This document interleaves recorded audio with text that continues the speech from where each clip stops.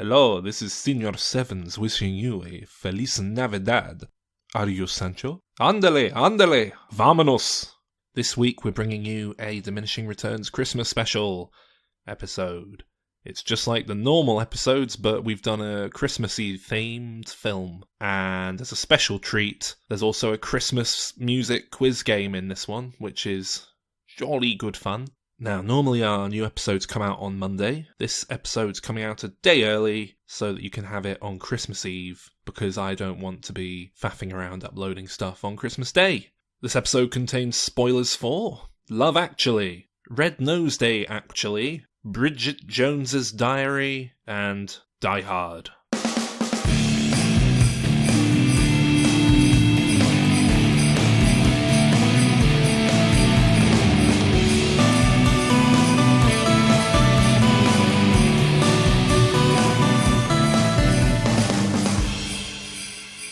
Ho, ho, ho! Merry Diminishing Returns Christmas special, everyone! It's me, Jolly Saint Nick Film Santa.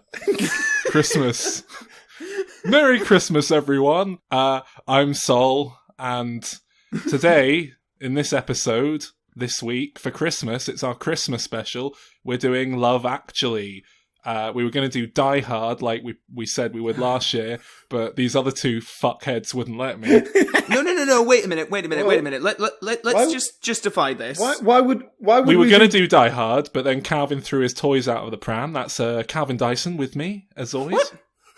What? I mean, yes, that's me, but what? Sorry, I do my toys out of the pram. And Alan here, he backed him up, claiming it wasn't a Christmas film. That's Alan. Why would we here. do Die Hard for a Christmas special? It doesn't make any sense. I believe that Alan got upset about it, and I was fine with just doing Die Hard, but you wanted to do all the Die Hards, and I didn't want to do all the Die Hards. This was another discussion, yeah. We've got to do them all, I think, if we do it. I don't know, I think, one a year for each Christmas. No, Die Hard 1, Die Hard 2. But the other four aren't Christmas related. So? Die Hard 2 is. No, I meant the other four. There's 6 of them now? No, there's Is 5. there not? There's 5. Oh, whatever. 6th one in production. No, the reason why we're not doing Die Hard is because I don't think it's terribly interesting to hear people debating whether or not it's a Christmas film. That's another reason why I stand against it, because I feel like we're making a political statement by doing Die Hard on Christmas, just to be provocative. I don't. Okay. I just think it's a good Christmas film. It's a good film in general. Let's have a chat about it. It's got loads to talk about. Good structure, good performance from the late Alan Rickman there. Oh, but you know what? Alan Rickman's in this film. Love Actually, which we haven't done anything like this since Bridget Jones's Diary, which was quite an early episode of ours. We haven't done many just comedies in general, to be honest. No. Because we keep having to do fucking Marvel and DC films, because there's nothing else on. Well, hang on. I thought one of your complaints about Thor Ragnarok was it's a comedy, and that every Marvel movie ever made is now a comedy, so... Yeah. Correct. So, well, is it a comedy or is it not then, Alan? Are we doing comedies or are we not? No, I mean like good comedies with Vince Vaughn. Oh, God. So I believe that I was the driving force behind Love Actually being our Christmas film, and I think I did this for the reason that, and this is quite a confession, I've never seen Love Actually, despite telling people that I have. Why?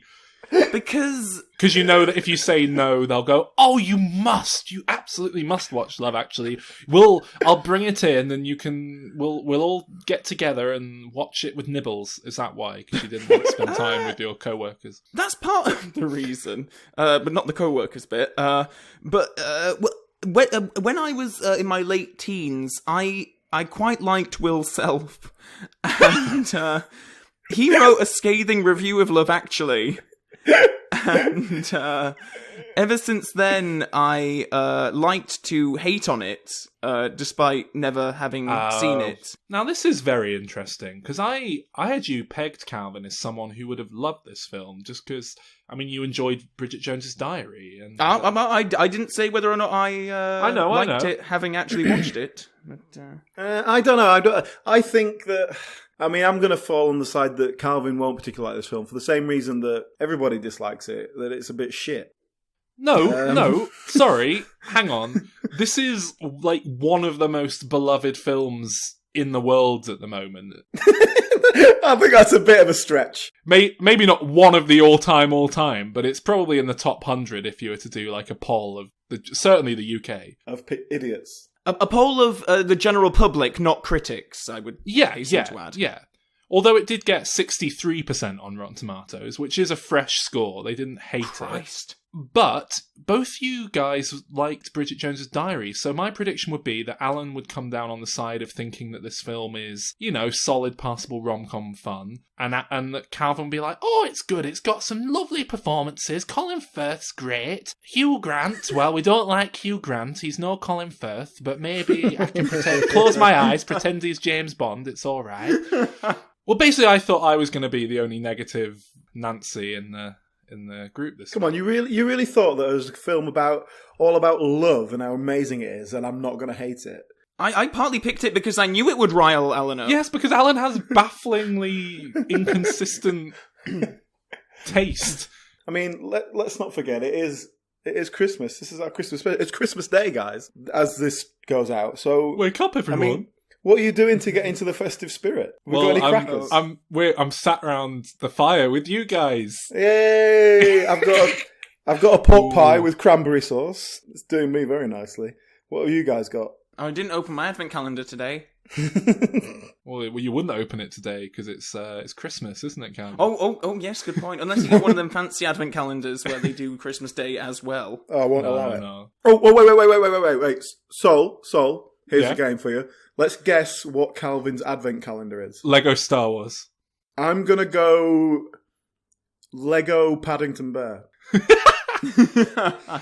No, Lindor's Lindt chocolate. What's that fancy chocolate called? Oh, yeah, it might be just a fancy chocolate. Wait, did you buy it yourself, Calvin, or did your mum get it for you? My mum bought it for me. Oh, okay, then it's Rupert the Bear. I reckon it's a celebrations. No, wait. Because your mum will be middle class, but she'll also be, like, traditionally British. So it'll Quality be Street. Cadbury's. Just a pure, like, dairy milk, no frills. This is proper chocolate thing. Oh, you're close. That's what my sister got. But no, I have the Milky Bar. Right, what else are we doing to get into the Christmas spirit before we destroy it? Well, Calvin was going to send us some presents, but nothing's arrived in the post for me. I don't know about you, Alan. Oh, it's disappointing that you remembered me saying that. I've got a Christmas game for us, but we'll do that later. So, Love Actually. Have you seen it before? I had. I saw it, years and years ago, closer to its release. Yeah. I saw it. I'd seen it again, but I couldn't really remember much about it, so I went into this pretty fresh. Yeah, same. I barely remembered it. A lot of it sort of came back to me as I was watching it. I guess just to sum it up for the listeners who might not have seen it, but it's one of those films that I think most people have seen. Love Actually is a romantic comedy, basically a series of vignettes with a different bunch of characters and their ongoing story in each one. It's essentially about 10-minute stories chopped up and pushed together. Each one supposedly a different take on love and what that means. Yeah. It's Richard Curtis, who is well known as the sort of godfather behind all the British rom-coms of the 90s. It's his directorial debut, as well as having written it. It was sort of billed as the ultimate rom-com, which I think meant that Richard Curtis just kind of took a load of unused material that he couldn't fit in his other scripts and bits from his other scripts and just kind of shoved them together. And it kind of plays about 6 very weak comedy sketches and maybe 2 or 3 actual storylines that are also not fleshed out properly to work, and it's really sappy and saccharine, and it's beloved by the general public as a result, because people disappoint me. How are we best to go through this? Should we go through it sort of story by story, like the group of characters, and talk about them? Yeah, I mean, I've done viewing notes as I went through. Oh, me too.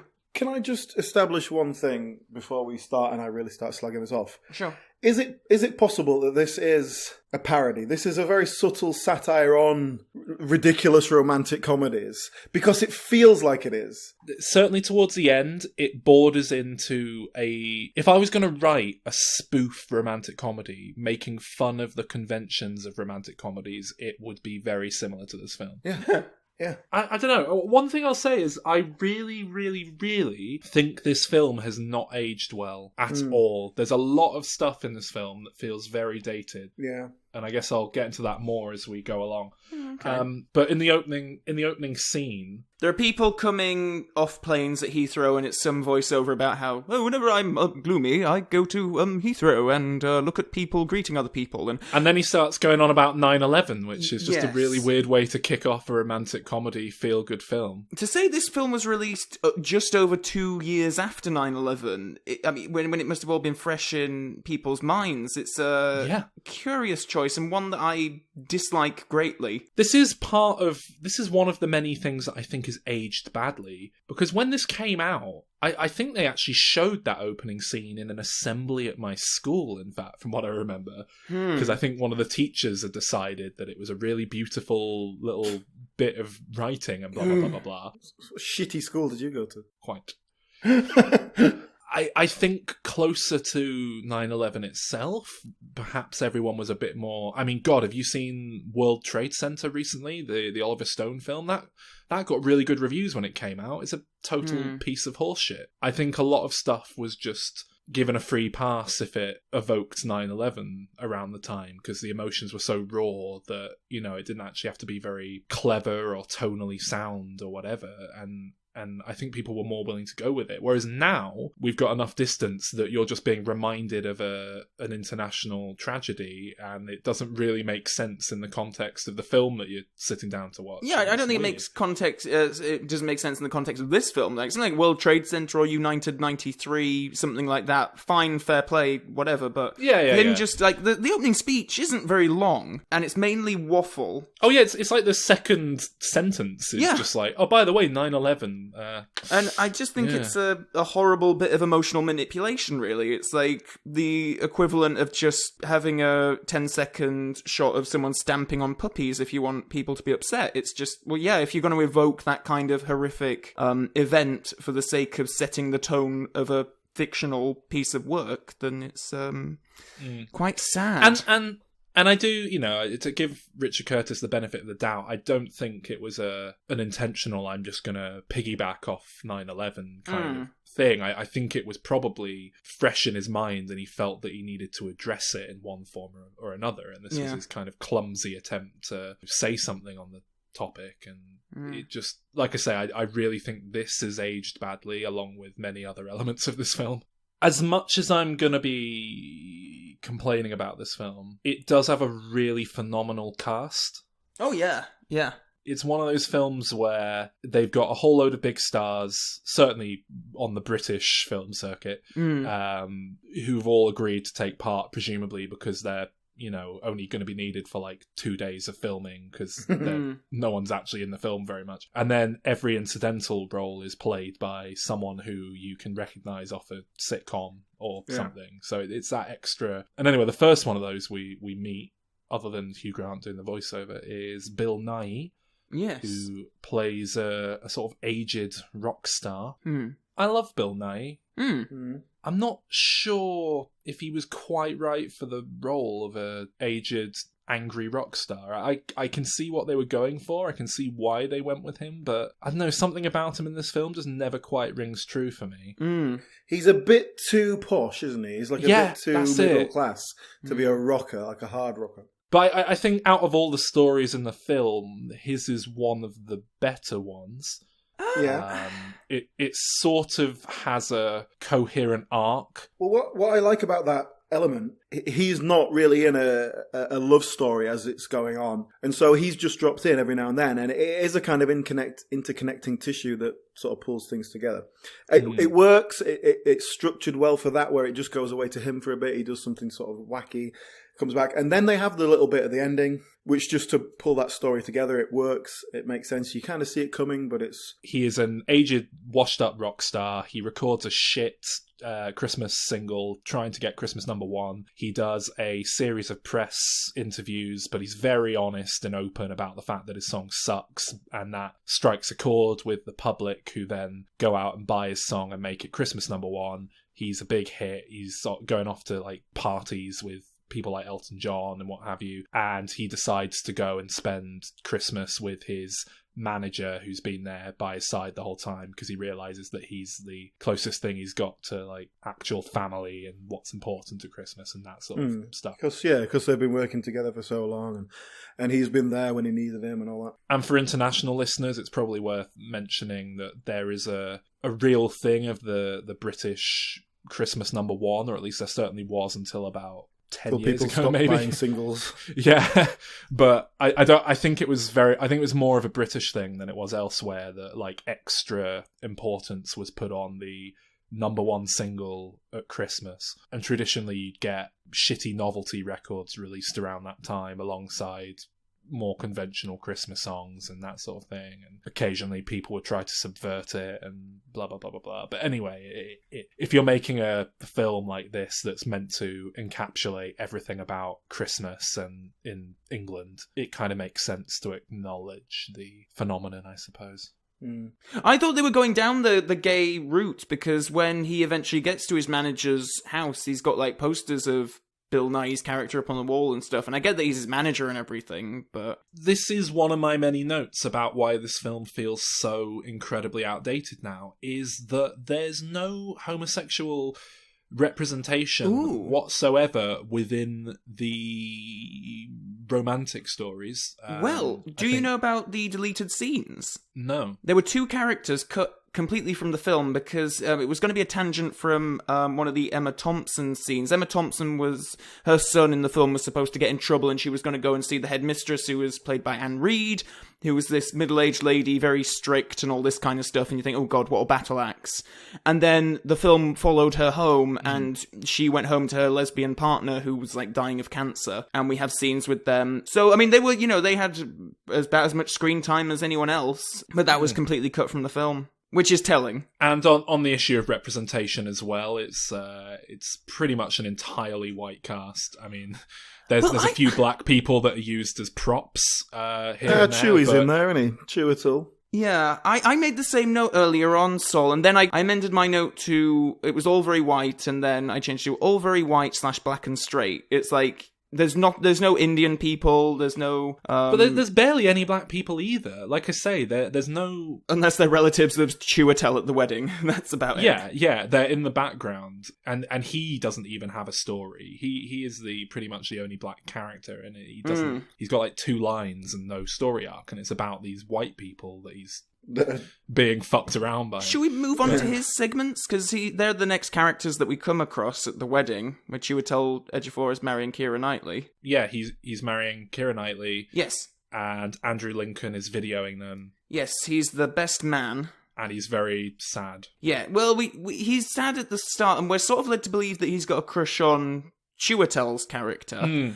Yeah. But then it very quickly transpires that he's actually being very creepy and only filming Keira Knightley. And she comes to his house, sees an edit that he's made of the video, which is just entirely close-ups of her. And that's pretty much all it takes to make her sort of fall in love with him, or at least fancy him a bit, because it goes straight from that, which is the only time they've pretty much ever interacted, from what we can gather, really, to him showing up on her doorstep and doing that music video with the cue cards. Oh, I hated that. I hated that. And then so she like chases after him and gives him a kiss, and then next time we see them, it's like the end of that, and it doesn't even sort of... Yeah, I never got the impression that she was like, oh yeah, I reciprocate, let's do something. It was very much like, look, I get it, and you are being, because of the love for your friend, you're not trying anything on. I respect that. Kind of that's the idea, I think, because that the idea of that love story is that it's his love for his friend, and therefore he's not going to shag his wife. But she chases him down the street and snogs him. She just gives him a little peck, like a kind on of... the lips. Yeah, it's fine. It's not really. I found that whole bit quite sad because I think we're supposed to be celebrating the fact that Andrew Lincoln has this unrequited love for this woman, and isn't this nice how he's not acting on it because of the love of his friend? And it's like, well, it's just a bit creepy. He's making a big song and dance about it. Well, that's it. He is acting on it. Yeah. And it's a story that, like every other story in this film, needed about 5 other scenes to work. We needed to see him and his friend being friends, point one, because we don't care about his friendship at all, because we don't know anything about the friendship. And we just needed to see a bit more of that, fallout. We needed to see a bit more of him and Kira, like, hanging out. And, it just... Anyway, at this same wedding, is it? We meet Chris Marshall. Yes. Who is practically not even a storyline. Like, he has 3 scenes maybe in the entire film. You forget he's in it. Yeah, there's like an hour and 20-minute gap between his scenes. And once again, there's absolutely zero arc. His thing is just an extended comedy sketch, and a very weak one, where he kind of goes... Right, well, I've realised I'm, like, not a very attractive man and I've got no personality, so what I'm going to do is go to America. They'll fancy me because I've got a British accent. Everyone's like, that's not going to work, mate, you're an idiot. And then he goes to America, and the first bar he steps into, like, there's 3 beautiful women who are like, oh my god, I love your accent, and then he goes home and shags them all. No twist to that at all. That's exactly it. There's no arc, there's no change, there's no twist. And it's not, like, there's the nugget of a nice, funny idea in there, but it just needs a bit more again. It just needs, like a scene when he arrives in America and it's shit and he's having a shit time and then he finds this bar, or he goes back to their place and somehow it backfires on him in a comedic way and they're all men. But, something like he doesn't like it for some... I don't know, there's just so many... It just doesn't quite work. A good twist on that would have been, he goes to a bar, he tries to chat up some hot American women, and they're like, oh, you're a bit ugly and weird looking, sorry. and so it's exactly the same.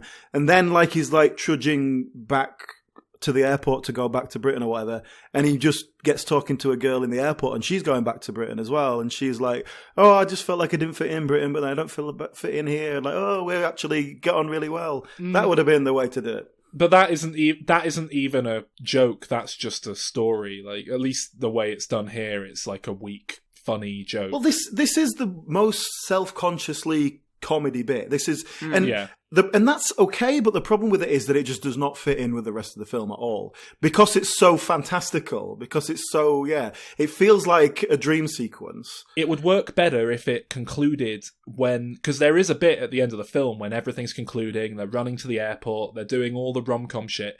If his conclusion had happened at the very end, when everything else is like fairy tale level of nonsense rom-com, it might have played better, but his story concludes about 40 minutes before the film ends, and then you see him very briefly at the end when he comes back to the airport. Yeah.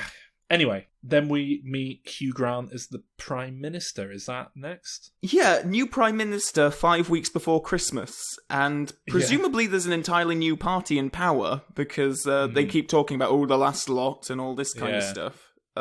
Again, this feels very dated, but not necessarily in a bad way. This just makes you hark for a time when you could have a completely undivisive, neutral party in a film, and it's like you weren't going, oh, he's obviously this side or that side. You were able to just be like, right, he's the Prime Minister. That's he's a Conservative. I definitely got conservative. The whiff of conservatism over there. Yeah, definitely.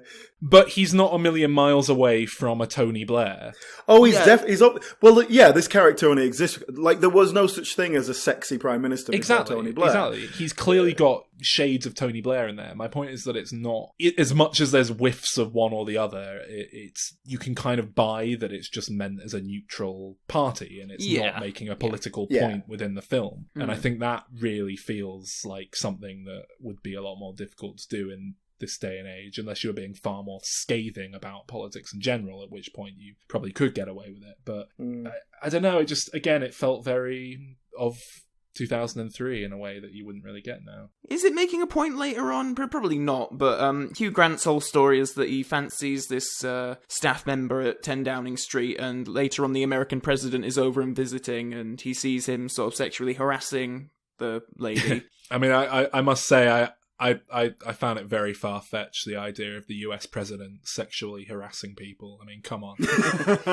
Yeah, but Hugh Grant makes this spontaneous speech in which he denounces the relationship with America, which... It comes out of nowhere. It's this weird, rousing, like, oh, Brits, we're so brilliant, and America can fuck off, because we're so great on our own. And yeah, and the music swells, and people are getting teary-eyed, and it's very odd. And when I was watching it, I was just thinking, like, what an utterly unprofessional, incompetent man, because he's only doing this rather massive political maneuver because he's fucked off about the fact that he fancies a girl and the prime minister the president was coming onto it. And dear. Well, what I found surprising about it is that this is a film, obviously it's a very British film, but in the sense that it's made for an American audience, like Notting Hill. Well, Forwardington Funeral made that mold, they did Notting Hill. Yeah. It's like, Americans love the British, like Chris Marshall. They love the quaint Britishness about it. So we're selling this to an American audience. So it is a bit of a... Oh, wait, was George Bush in then? Oh, yeah, okay, it makes sense. But I hear that, because Billy Bob Thornton plays the president, I hear that he was supposed to be a bit of an amalgamation of George Bush and Bill Clinton. Yeah. He fancies the T-girl, can't handle the fact that he fancies her, so has her fired. And then later on, tracks her down. That woman, by the way, the T-girl, another character where the entire joke is that she swears. Oh, yeah.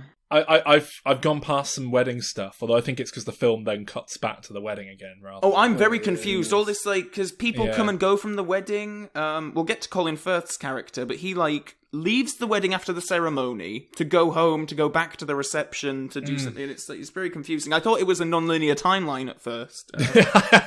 I questioned that at one point at the start. I did, yeah. I mean, I guess technically it is. We start at the end of the film in the airport, and then... don't know about that. Apparently that's every minute of every day in Heathrow Airport. No, isn't it the same footage? Don't you see the same people again? I don't know, they've got a lot of footage. I thought it was repeating it at the end, the stuff we saw at the beginning, I don't know. And then we are introduced to Martin Freeman and whatever she's called from Gavin and Stacey. Oh yeah, I forgot. Joanna Page. They are shooting some sort of bizarre porn film, but I mean, high budget if that. Well, that's it. I've got a lot of questions. So it seems like a proper budget film. It's got a full crew and they're lighting it and everything. Well, they're not shooting the film. They're the stand-ins for the actors, and so the fact that they've got stand-ins for the actors means it's a proper film. But so that's the idea. That's why they're not acting. They're just sort of going through the motions because they're just bodies in place. And that's why it's kind of creates this kind of, they're just chatting away while they're doing it. But there is some full-on sex scenes in this film, isn't there? Is it just meant to be a normal film when they're the stand-ins for the sex scenes? Yeah. I believe that's it, yeah. Oh, right. I just thought they were meant to be stand-ins for, like, a weird big-budget porn movie that didn't make any sense.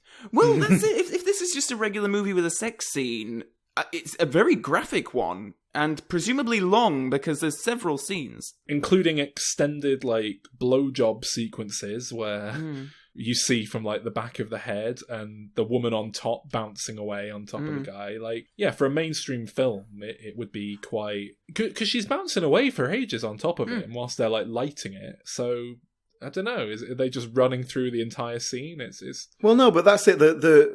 They might just be shooting one little sex scene, but... She just has to sit there while they're lighting it, and so it's like, that takes longer than the actual scene. But they keep... But it's spread out, so they're obviously spending days and days doing weeks this. Unless the film is not chronological. The idea is they're getting to know each other over, like, filming all these sex scenes. It's... But yeah, again, as a comedic concept, it's fine. It's slightly exaggerated, and that's all right. Well, as a comedic concept, it's great, but it's just not... Again, there's no storyline here. And this is probably the worst story that I can remember off the top of my head, because there is no conflict whatsoever. Two people meet each other, chat, fancy each other, and then go out with each other. There's no... Well, I'll tell you why I liked it. This is the most realistic love story in the whole thing. Yeah. Because two people meet, get on, decide to go out. Like, that is real, rather than the nonsense in the rest of this shitty film. I agree, but it's completely and utterly boring and nothing happens. There's no conflict, there's no arc. And they're not really connected to any of the other players who are all kind of linked up in some way. Yeah. That is well, that was another problem I had. That the big point of this film is it's meant to be one of these anthologies where all the stories kind of intersect and come together, and they don't. There's 2 or 3 that sort of go to the same location at the end, and not necessarily for plot purposes. It's just to connect them. Emma Thompson reveals she's like the sister of the Prime Minister in a very awfully written bit of exposition where she says something like, "Oh, I'm just on the phone to my brother, the Prime Minister." It's like at least... Yeah, she says something like, "Oh, it's jolly hard to have a family dinner when your brother's the Prime Minister," or something like that. She says, "The trouble with being the Prime Minister's sister is it does put stuff into perspective." Oh, great. No, someone actually made a graph of all the... Like, everyone is interconnected in some way, apart from Bill Nighy and his manager, who just sort of appear on TV. That vaguely intersects insofar as at the end, him appearing on TV distracts the airport staff and allows that kid to... That's one of the best interconnective bits of tissue, in that it actually... It's almost this kind of Magnolia-esque, everything coming together kind of idea, which if the film had done more of, I would have liked, but it's not. It's just like... Oh, there's so-and-so bumping into so-and-so, and there's... But there's no conventional twist, like you say. There's no button as in a joke that kind of makes it all worthwhile. And there's no conflict being resolved. There's only 1 or 2 where it feels like, okay, that's sort of an ending to this strand. And there's about 10 stories, so 8 out of 10 are just nothing. Yeah. I mean, that's completely... I would... A lot of the characters in this film, they all have very what London Curtis thinks people do, which is like working creative offices and these open plan, like cool. And... Did you say London Curtis deliberately then, as a kind of generic Richard Curtis in London thing? Oh, I didn't mean that. Or did you just say London Curtis? I must have just meant London. I just said London Curtis. But what I mean, like what Richard Curtis thinks that Britain is, or I don't know. Everyone's got these very sort of middle class jobs, and they work in these cool open plan offices or politics, or and if they are sort of working class like Martine McCutcheon, and we see all of her family at the end, it's like, oh, they're fine to live 12 in one house. They love it. Yeah. Well, I don't know if they were all living in that house together. Maybe they were. Was that the idea? I don't know. That's how I took it. That probably was what it was meant to be, wasn't it? I've just realised. I just assumed they were all round for the Christmas thing, but you're probably right. That might be it. No, it probably is Richard Curtis writing 12 people living in this tiny little... Bob Cratchit comes out. Is she even really working class? She works at number 10 Downing Street. Yeah, I've got questions. Even as a tea lady, you're not going to let the scum in to do the tea there, are you? Anyway, then we meet Liam Neeson, yes, who is rubbish as ever. Oh, I have to say, I've got to go with you, Saul, here. A couple of the things jumped out at me that I didn't think the acting was all that great in. There's a couple of exceptions, but I thought generally it was pretty bland. I thought Liam Neeson was actually pretty shit. That little kid just acts him off the screen every time they're together, and that's just embarrassing. And I really didn't like Andrew Lincoln either. I just thought he was shit in this. I haven't really seen him in much else, so I don't want to judge him, but he's pretty shit. Everything I've seen Andrew Lincoln in, he's been fine. But this, he is just the most plain, nothingy. Yeah.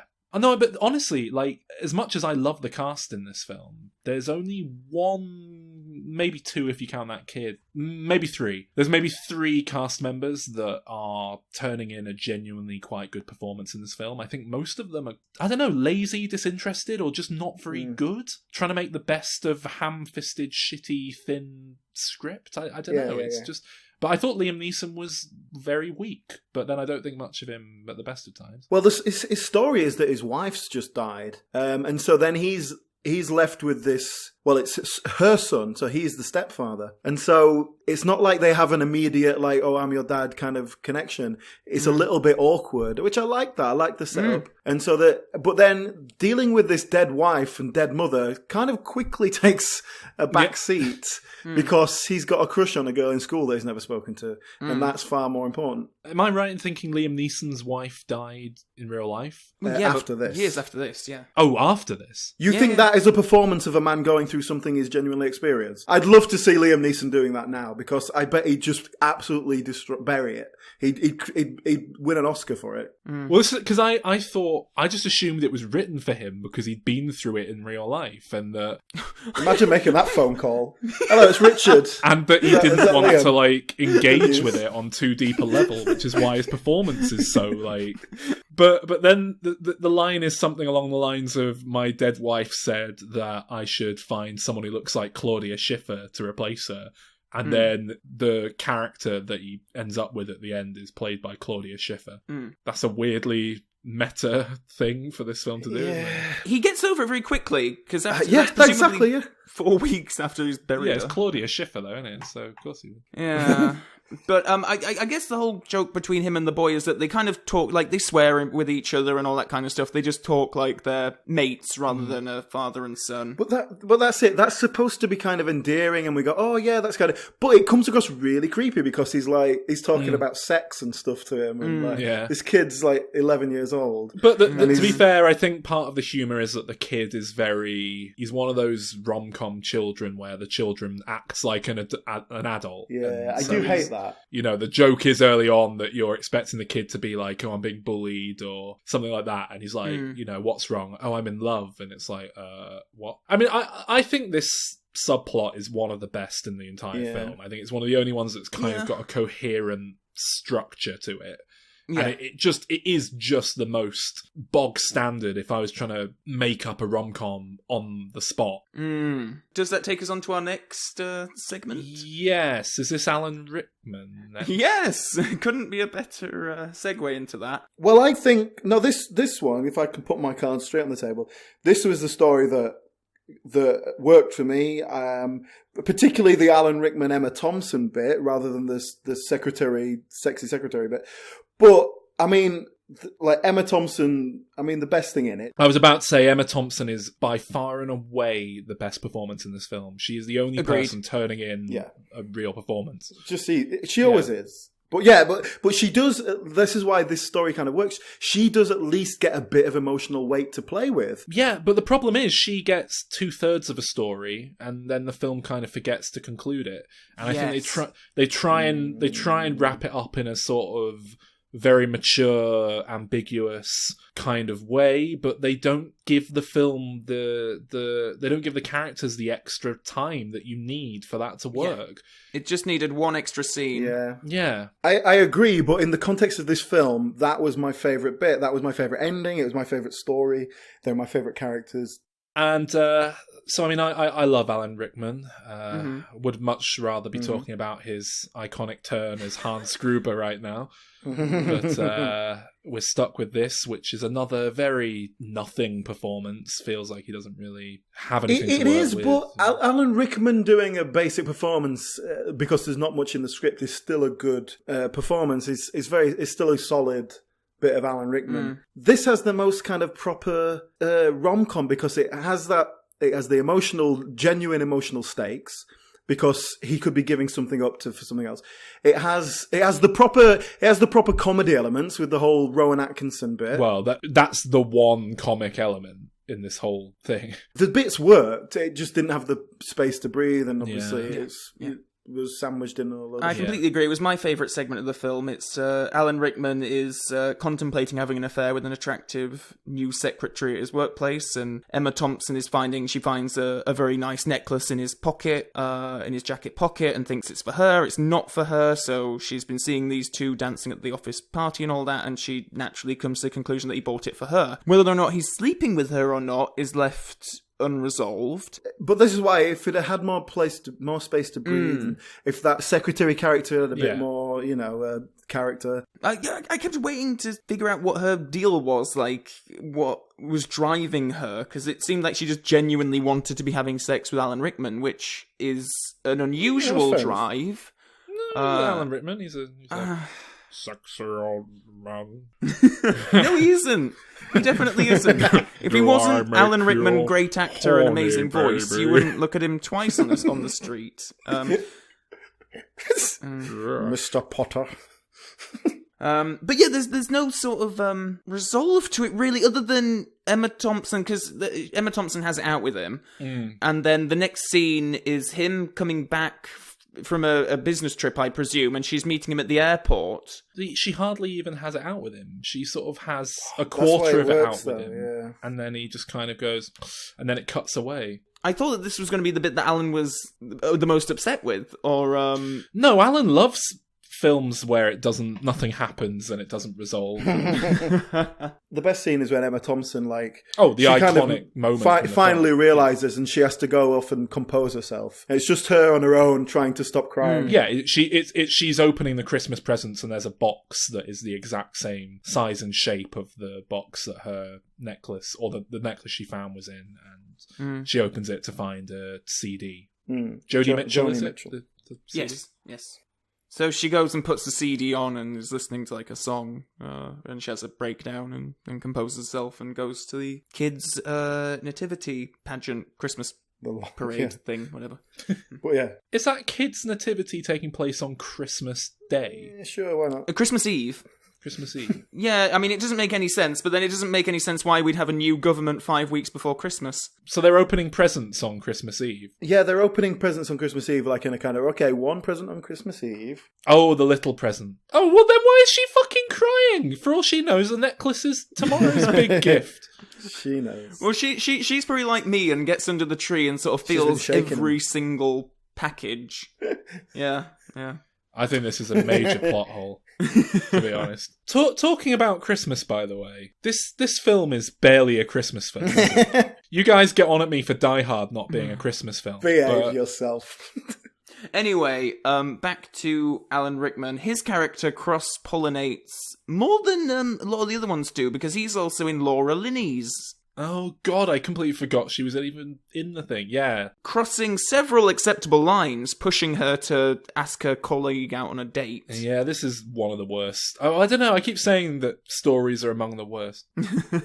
This is a shit story, this one. Yeah. There's really nothing dull. Here. There's no conflict other than she's a bit shy, and then the guy comes along and does all the work for her, and it's like, all right, she's having a nice, happy sort of thing, and then out of nowhere, she's got a disabled brother not set up she's at got all. to deal with. It might have worked if at some point during one of the previous scenes she'd got a phone call and had to go, oh sorry, I've got to deal with this, or oh, what's wrong now? It's some vague setup, because then it just becomes a kind of, oh, it's supposed to be a plot twist. When she gets the phone call, it's like, is that her boss telling her to work about No, something? she's going to answer the phone and go, hello, I'm here with a sexy young man between my legs. Oh, hello, Mum. Classic bit of Richard Curtis. It does feel like it's a couple of deleted scenes from Bridget Jones that you just dusted off. And I liked Laura Linney. I love her. The story was just so tragic, and I think the idea is that she has her love for her brother means that she's had to sacrifice other things. But am I supposed to think that's a laudable thing? That it's horrible. well, that's it. And the thing is, in this Richard Curtis universe, it would have been so easy to just have the person be understanding and supportive, and then the final scene is both of them with the brother at Christmas. But this is obviously Richard Curtis attempting to inject a little bit of emotion and tugging at the heartstrings into his otherwise saccharine film, so people can't say that he's just schmaltzy, and it just rings hollow. Have we dealt with Colin Firth yet? No, the last big one. This is what I thought it might just be a joke. This might be a comedy sketch designed to satirize romantic comedies because it's so ridiculous. all these, most of the romantic love stories, okay, they touch on some other types of love, but the romantic love stories in this film, which are the main ones, are all based on look at that person, I find them very physically attractive. Will you marry me? And it's the most shallow, superficial idea of love. Yeah. And it's all based on sexual lust. But this one is like, it's like a parody of it. It's like the epitome of, here's someone I can't even speak to. I can't get any gauge of their real personality. Will you marry me? I've travelled halfway across Europe to ask.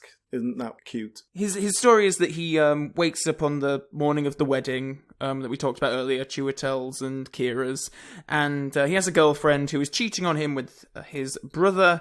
He goes to his nice chalet in France, as you do, and then gets a new maid, housekeeper, falls in love with her, and then decides he wants to marry her, so travels back to Europe to find her. Oh god, and then there's a fucking scene where Hugh Grant he's listening to the radio, and he starts dancing to this song, and he's dancing through number 10 Downing Street, and it's meant to be funny because he's dancing, which is the level of shit comedy we're dealing with. And then inevitably someone walks in on him, and like he stops dancing, the music cuts, so that was all in his head, which means that entire sequence, like after he leaves the bedroom, is just him dancing and singing to music that doesn't exist, and he's not even singing it out loud, so he's just dancing to silence, which is weird.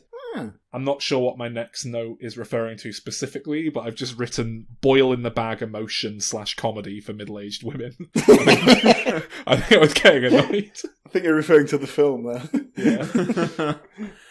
There's one character that we haven't really covered yet, actually. The Rowan Atkinson character. Yes. Because he is an iconic presence in the film, despite only being in it for about 3 minutes. He appears in 2 scenes. Originally, that character was supposed to be a Christmas angel. Well, that would explain a lot. That makes sense of the ending. Because it doesn't work at all as it stands. Because he appears in one scene, then he appears as this magical entity in a scene later on, helping characters he's never met. He like knowingly like it gives like a little wink camera. to him, yeah, like in a way that like because his appearance later on would have been a funny joke on its own. It would have been like, oh, it's linking up and it's the same guy doing the same sort of thing, just faffing around. That's funny, and it works as a distraction. That would have been really nice. But then he does this little knowing wink, and it's like, wait, is he self-aware? Does he know that he's in a film? What's going on? And that would have worked if he'd done that in like everyone's story, but he doesn't appear. Yeah, that would have that would help explain the kind of painfully saccharine endings as well. If it was like some sort of magic Clarence the Fairy comes and sorts everything out. So why did was it just deleted scenes? Did they change their mind when writing it? What? Yeah. Apparently, it was in the script process that they just dropped the idea. But then why film it that he winks at them? Yep, exactly. Fuck's sake, because there's no hint. Curtis. There's no hint earlier on because he's the one packing the. Well, earlier on he's not helpful. Earlier on he's causing trouble for characters. Well, you could argue that he's trying to stop him from buying this thing. Well, he's a pretty shitty angel that he stopped him that one time and then just subsequently failed because the guy just went out and bought another thing. Yeah. If he'd appeared at the ending and been all fussy or whatever, or just not done that knowing look to the boy, it would have been fine. But... Oh, and I've made a note around here. Colin Firth calls himself a total spaz in the film, so that's another line that's not aged well. Okay, so Calvin, the epilogue comes along, and they're all at Heathrow 3 months later. For some reason, everyone is there. Yes, they've all gone on the same holiday, I suppose. And there's some kind of an attempt to wrap up, I think. Is this the ending of all these stories, or are we supposed to want more? Are we supposed to be happy that some of them are unresolved, like Emma Thompson and Alan Rickman? Because I wasn't sure if they divorced or if he'd gone to live somewhere else for a while, or what that was about. Well, I think that one's deliberately ambiguous. Yeah, but it's badly done, ambiguity. I think it's all there to try and give an ending. So you can't go, what the fuck happened to that character? They can go, what, they showed up at the end. And it's like, yeah, but nothing, that you didn't conclude it or anything. And they go, well, he said hello to his mate and a sexy woman came through with him from America. What else do you want? It's just some fun escapism. Just enjoy it. I was very happy with Denise Richards showing up at the end. I didn't know she was in this. Who's this woman? Is she the American who woman? comes in at the end and she like starts snogging. Well, presumably they're turned on by British men, and now they're at Heathrow Airport. So Yeah. Well, that was it. That should have been the funny ending to his story, that he brings them home and, like, he's like, oh, we're engaged, we're going to get married, oh, I'm so happy I finally found someone. And then, like in the coffee shop, someone's like, you know, would you like milk with that? And she's like, oh my God, that's so sexy. And she, like, starts getting off with him. And Chris Marshall's like, oh, and he does Home Alone to camera. That would have been brilliant. I would have enjoyed that. Should we wrap up feelings about the film? I don't think any of us like it very much. Yes. But how much do we dislike it? Sol? Should we guess? Because I reckon I like it the most out of all Probably, three of us. which is a surprise. I liked it more than Bridget Jones's Diary, I'll say that much. But then I hated Bridget Jones's Diary. And I find it very weird that you guys are down on this so much, but so into Bridget Jones's Diary. Because Bridget Jones is funny. Film. No, it isn't. Love Actually is funnier, which says a lot about how unfunny Bridget Jones is. Is there any point in Love Actually where there's a woman in big pants? It's hilarious big pants. Yes. Oh. Every scene.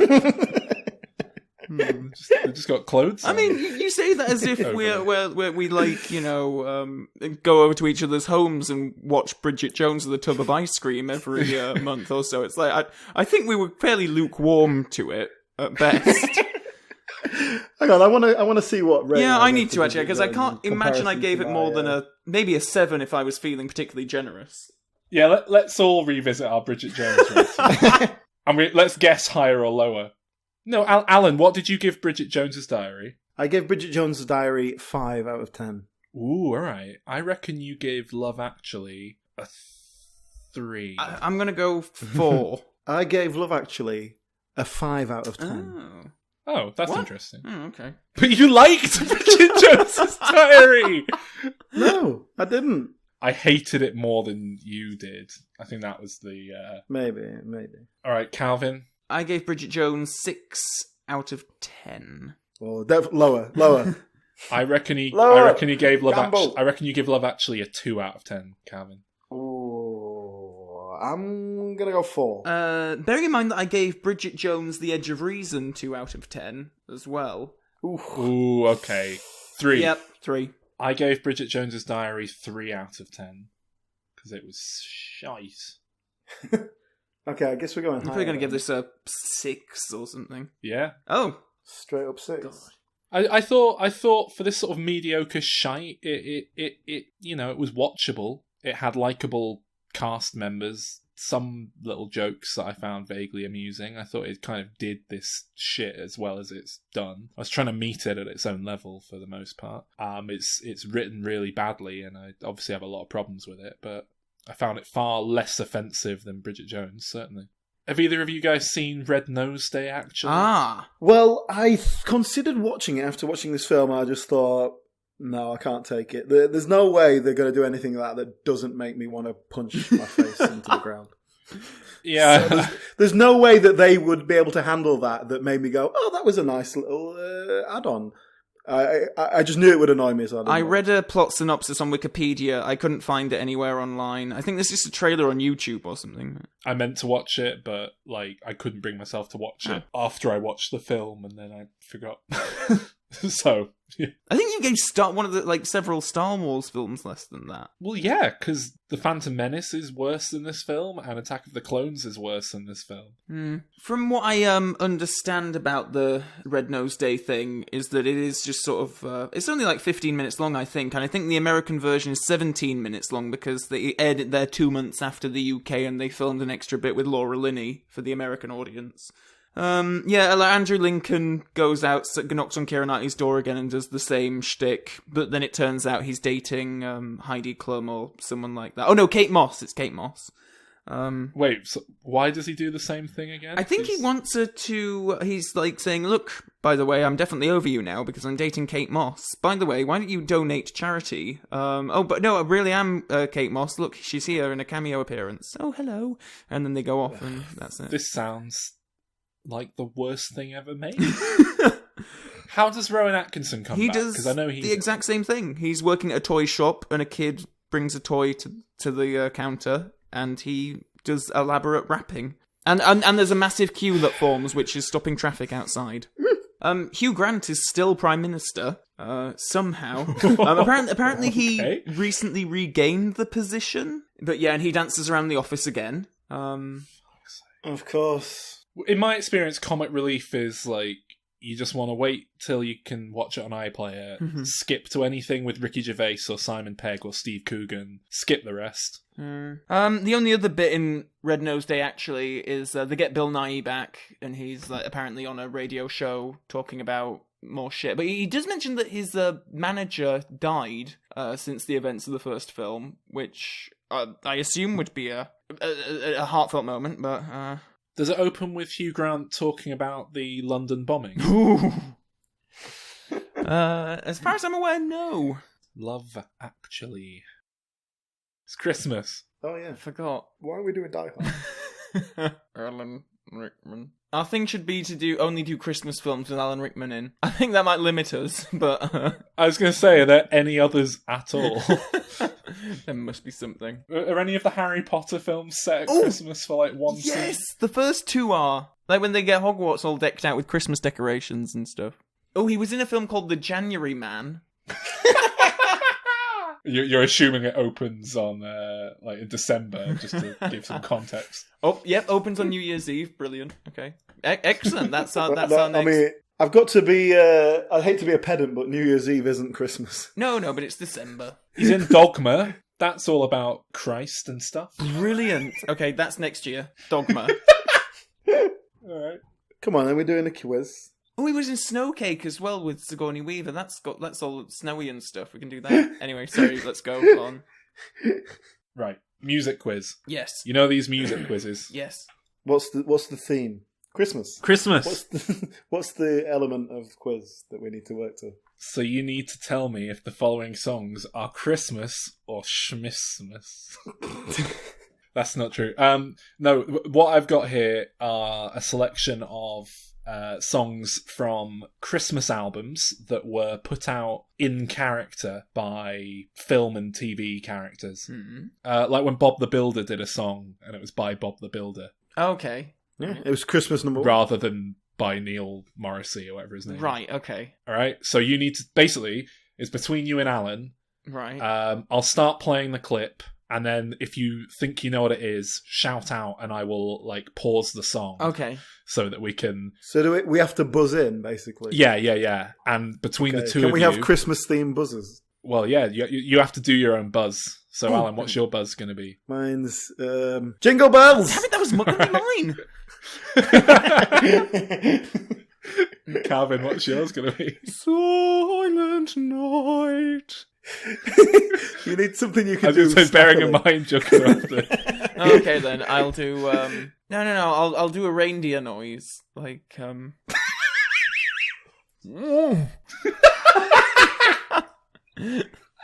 I didn't know what was going to come out of me then, but that did.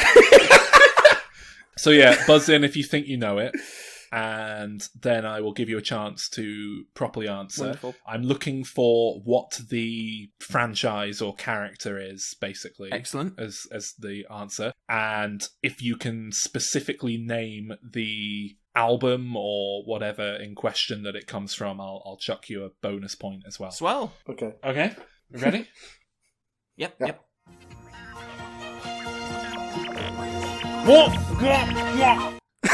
Star Wars. Yes, point to Calvin. Hooray! Well, it was the character Star Wars. No, you just wanted the franchise. Yeah, character or franchise. I heard R2-D2 beeping. Oh, is that what gave it? Yes, really? yes. Do you know the name of the I've album? no clue. Oh, C-3PO sings the Christmas hits. You're very, very close. Oh my god. There is a C-3PO Christmas album. I was going to say, you will remember that we touched on this album a few weeks ago, actually. Doesn't sound like either of you can recall its name. Miko. Yes? Someone Miko No. did Star Alan, Wars. you are right. I'm going to give you a point for that, because that is the artist, even though Calvin got the franchise. Yeah, it's the song Christmas in the Stars by Miko and Anthony Daniels as C-3PO. Wow. From the album Christmas in the Stars, and I will now play the rest of the clip for our enjoyment.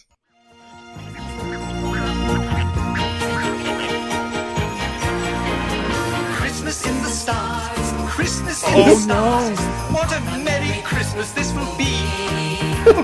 Christmas in the stars, out among the stars, lighting up a Christmas tree. Oh my Come God. on, everyone, and sing.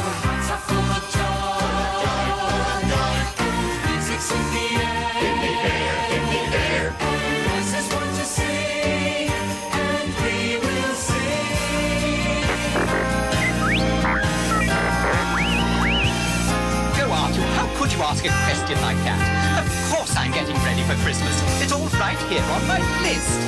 I'm speechless. I've got mistletoe and holly. I've got peppermints and lollipops and 20 different kinds of chocolate bars. I mean, me and Calvin went Christmas shopping the other day, and that's pretty much an exact recreation of it.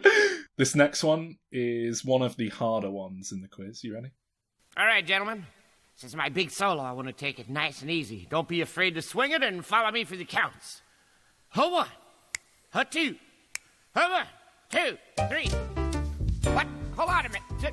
Bingo bell. You start on 4. Thank you. Let's find it is to ride with your mom inside a car. Is it? Oh, I Bingo don't know. balls. Where's the lyric sheet? No. I am. Take that sled through the snow and kiss your grandma in the face. One day I made a pie. And also made a cake. Let's go with Grandma through the snow in the sled. Ooh. It's obviously some sort of take on a crooner, you know, like a Frank Sinatra or whatever, but I don't recognise the voice. I was gonna guess at Family Guy, but I don't think that's not a Family Guy voice. But am I? It felt like that kind of gag, yeah. You're in the right ballpark. Futurama. It is Rick and Morty. Oh, Alan, you're closer. I've never seen Rick and Morty, so I just like to say the was, things the kids like. It was an Aqua Teen Hunger Force album by the name of Have Yourself a Meaty Little Christmas. Oh. That was Jingle Bells Deep performed by Master Shake. So you got Adult Swim, you got the channel. Let's see if you get this. Yeah, next not one. familiar with that.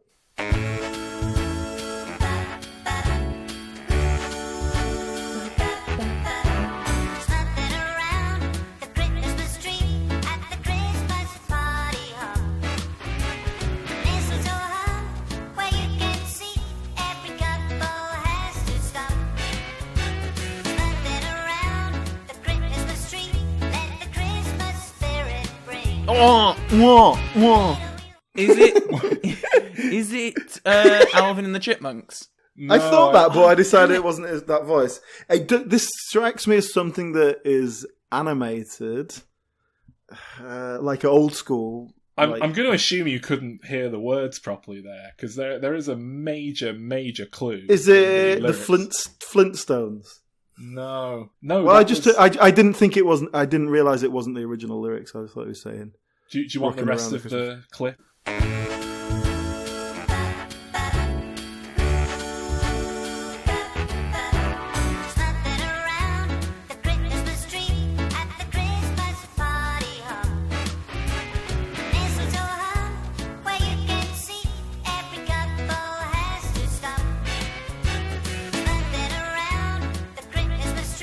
It's saying something that's not rocking around, but I can't tell what it's saying.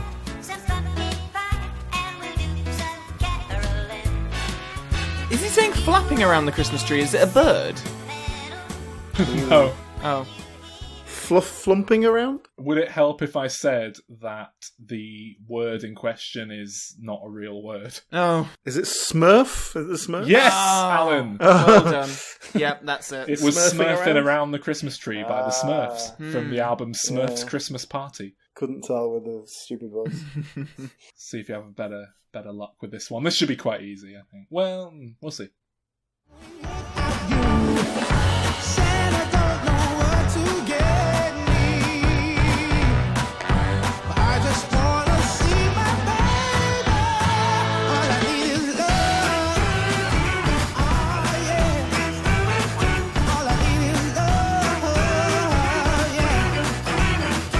The Muppets? Jingle Bells. It's the Muppets. Yes. That was All I Need Is Love, which is actually a CeeLo Green track from CeeLo's Magic Moment, but it's CeeLo Green featuring the Muppets. Wow. They guest appeared on his album. Just as Alan said it, I heard the mana Like, Yeah, that's there. what an obvious collaboration there. Yeah.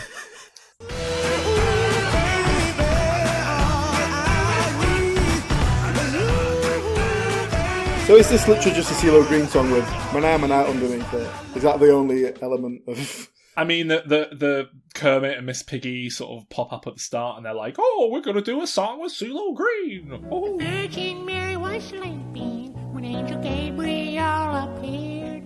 He said, "You are to be the Virgin Mother," and Mary thought that was weird. Oh, what? South Park. Jingle bells. And that was you, Calvin, wasn't it? Yes.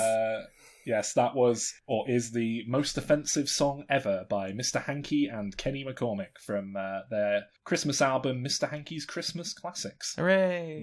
Of course. Yes. I will now play the rest of that. But then Gabriel said to Mary, "My child, have no fear, and still be a virgin, Mary, and still not be considered flawed.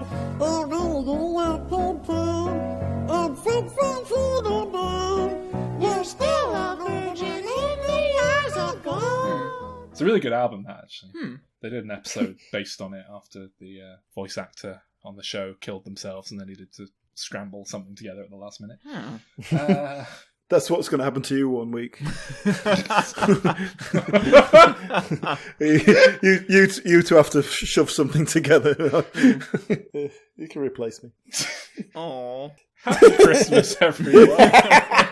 Right. You ready? Yep. I'm Brock, back on the block from Pokemon. Yes. Yay. Yes. Oh, what? I was never going to get that. Yes, that is Pokemon Christmas Bash by the cast of Pokemon from the album Christmas Bash. Brilliant. Christmas Bash. Wow. Yeah, they did a full album of this stuff. Let's hear the rest of this. with Ivy's flock. 2 things on my list ain't many. A kiss from Nurse Joy and Officer Jenny. Santa, please, with your ho, ho, ho. Put them both under the mistletoe. Brock's kicking it and it's a gas. At the Pokemon Christmas Bash. God, I thought they were going to rhyme something else against them. At the Pokemon Christmas Bash. This is like the worst level of white mid-90s rap. Just kind of post-Vanilla Ice nonsense. There's some amazing lyrics coming up as this song fades out. I'm Misty.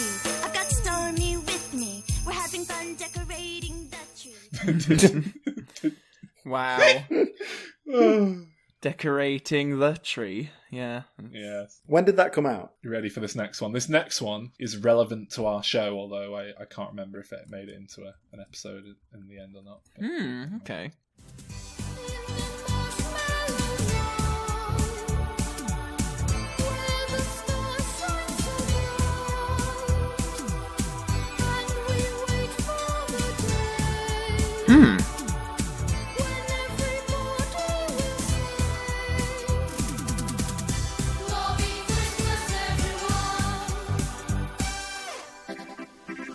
Come on, Mr. Blobby. Wake up, wake up. Hey, Jingle Balls! It's Mr. Blobby. That is correct. It is Christmas in Blobbyland by Noel Edmonds and Mr. Blobby from the album Christmas in Blobbyland. Wow. See, Mr. Blobby had the Christmas #1 in 1993. But it wasn't for this song. Yeah, this must have been like their next year. They thought, we'll do that again. Yeah. Let's hear the rest of that clip because it's brilliant. Christmas Day.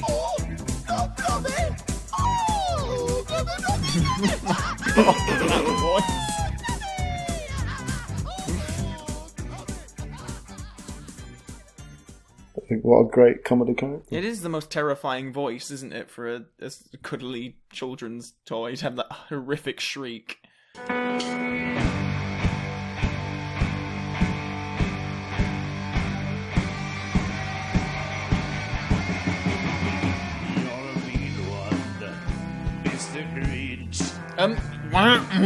Well, it's from The Grinch. I don't know if it's from the original Chuck Jones cartoon, or if it's some kind of remix. Version. Probably not from the Jim Carrey version. So I'm guessing that it is a cover by someone else? That is correct. Ah, hooray. Alan, do you care to guess who it is for a point? James Franco. No, I'll play some more, see if you can figure it out. Is it Electric Six? Yes! There you go, Electric Six making their traditional appearance in the quiz. Bit of a cheat, that one, because that was actually from an AV Club online special thing that they did, just tying in with the Brits. Yeah, I mean, But you don't have to technically tell us that's all we know. But they do it with stage names, so it's like they're performing in character. All right, we're getting near the end now. This one now is devilishly hard. Christmas, Christmas time is near. Time for toys and time for cheer. We've been good, but Is it... Is it like HAL sings Christmas standards or something like that? It's computer, Is it who? surely. HAL from 2001: HAL? A Space Odyssey. Oh, no. Oh, okay. But it is a No, computer afraid not. singing. No. No, no. okay. All right, let me keep listening. Go on. can't last. Hurry, Christmas, hurry fast. Want a plane that loops the loop. Me, I want a hula hoop. We can hardly stand the wait. Please, Christmas, don't delay. This sounds very old school, like a 1940s Disney thing that's been banned because it's racist. That's my guess. It is very old school. You're on the right track there. I think Well, they Calvin, I think you thought it sounded robotic because that was a harmony of three voices there. Mm. Is it the Three Stooges? No. Would it help if I... Good guess, though. The would it Marx help if Brothers. No. Would it help if I told you I'd manipulated the audio slightly? Oh, no. Why? Well, I'm gonna assume you're both passing. I'll play the original version for you. See who's first to get this one. Okay, Simon? Alvin and the Chipmunks. Okay, Alvin? Alvin? Alvin! Okay! Christmas, Christmas time is near. Time for toys and time for cheer. We've been good, but we can't last. Hurry, Christmas, hurry fast. Haunted vocals. It is a bit, isn't it? Yeah. And that was, of course, the Chipmunks song "Christmas Don't Be Late" by the Chipmunks and David Seville. But it was a single from Let's All Sing with the Chipmunks. All right, last one now. So Alan is leading the pack Come here. on. Alan's got 5 points. Calvin, you've got 4. So Calvin, you need to get this to at least draw or win if you can name the album as well. Right, let's see.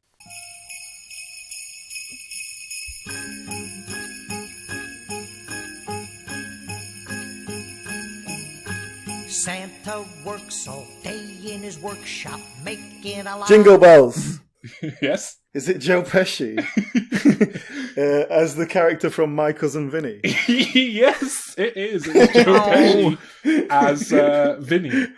Vincent LaGuardia from My Cousin Vinny. That is from his album that he released, inexplicably in character. Is it called? Let me guess. The album's called Merry Fucking Christmas. No, it was a normal album with one Christmas song, and it's called Vincent LaGuardia Gambini Sings Just For You, and the song is called If It Doesn't Snow on Christmas. And for anyone who's seen My Cousin Vinny, they will remember that Vinny is not a gangster or like mobster. He is just a kind of wise guy who... He's a lawyer, isn't he? But like a very shit one. Yeah. But inexplicably, Joe Pesci seems to adopt his role from Goodfellas instead in this album and makes reference to leaving people floating like head down in a ditch and stuff like that. So If It Doesn't Snow on Christmas. Yeah, well, let's hear the rest. He'll be of so that angry. Yeah, here's the rest of that track. Well, that clip. Games and toys. Then one day he hops in a sleigh to bring them to the girls and boys. Santa's just as nice as he could be. There's just one fucking thing that worries me. If it doesn't snow on Christmas, how's Fat Ass gonna use that sleigh? In case of rain, would there be a train that'll speed him on his way? If it doesn't snow this Christmas, how's Fat Ass get around to us? Say he breaks down on his way to town, would they let him use a bus? I sent him a nice long letter, and I hope it's not in vain. I really would feel much better if the fat fuck flew a plane. Now they say he got a reindeer. Just imagine the moment when he's stood in a studio. The album met with universally dreadful reviews, so yeah. But he was a lounge singer, I believe, before he became an actor, Joe Pesci. So that's why it happened. I could see that, yeah. Well, I can't see it based on his singing voice. Well, none of them crooners were especially great, True. What are you on about?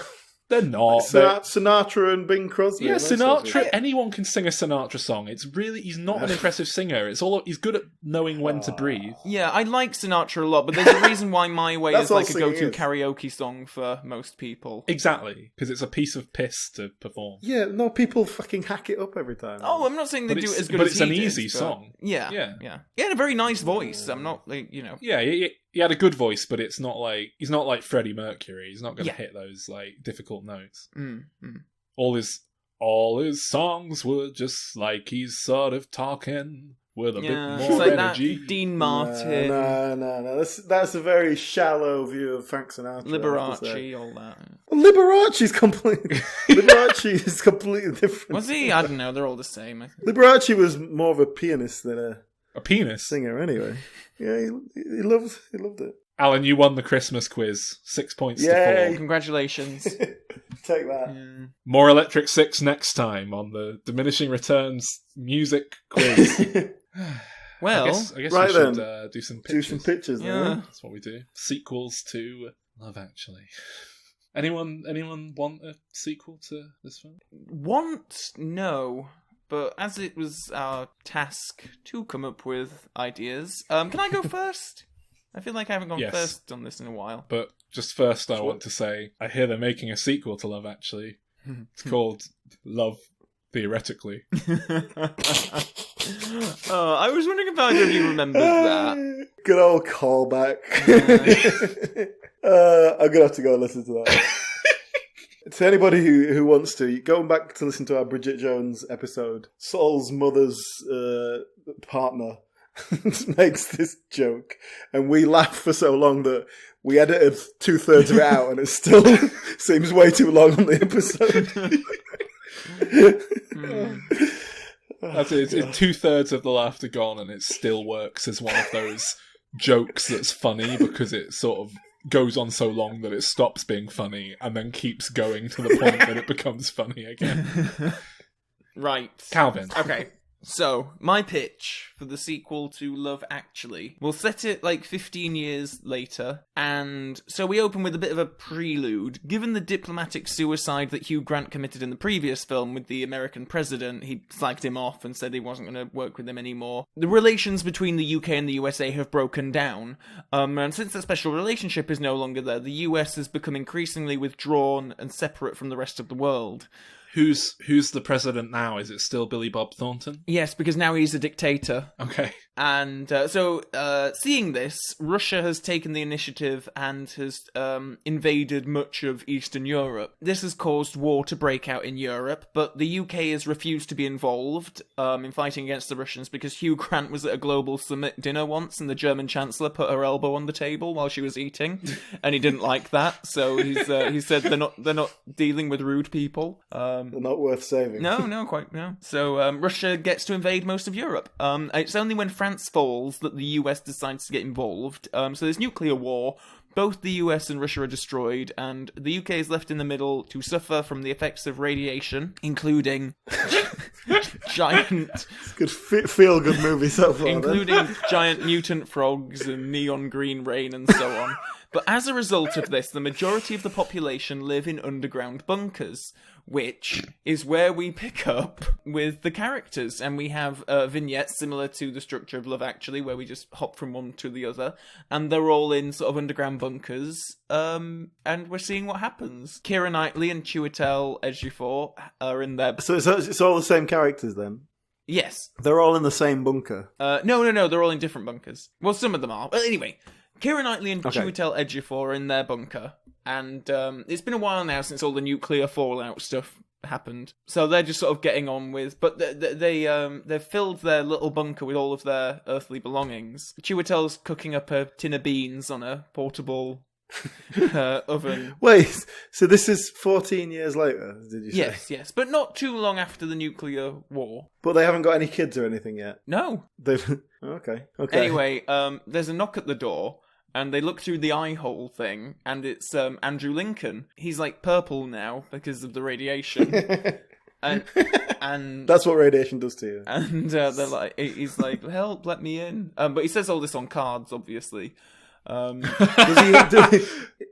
looking through like a little fisheye lens in the door. Yes. So does he have very tiny cards, but he's holding it right up to the thing?